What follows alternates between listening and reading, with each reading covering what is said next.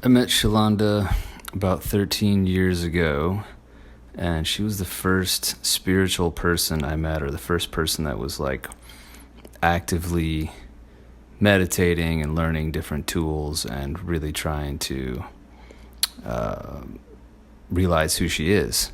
And I was completely against everything. I thought it was all a bunch of BS. And finally, she gave me an energy healing one time, and it completely shut me up because what she was doing was pretty much like a miraculous compared to where I was coming from there, which was basically complete ignorance. She was doing energy healing and moving her hands over my body, but it wasn't touching me, and I felt her moving the energy, and this absolutely blew my mind and completely shifted like what I thought about what she was doing and things spiritual. And that was kind of like my first awakening, was her giving me an energy healing. And it took me another 4 years until I kind of exploded internally, before I had any kind of awakening or reading a spiritual book. And I've kept in touch with Shalonda since then, and she's just always been a source of wisdom and laughter and guidance for me over the years, which has been invaluable. And I noticed in one of her visits to Chicago after she left, she'd come back and visited, that she was just, and not that she wasn't before, but I just noticed that just being in her presence made me happy, and that she didn't need anything from me or anyone else, and there was nothing that I could say. Like, I couldn't kind of like kind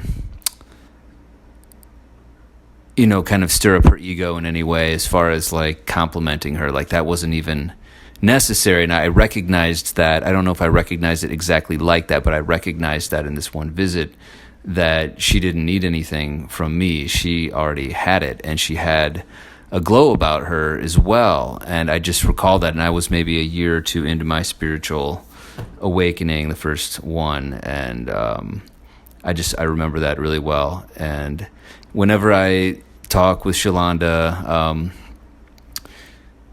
she always has the right answer, and sometimes it's painful because it's true.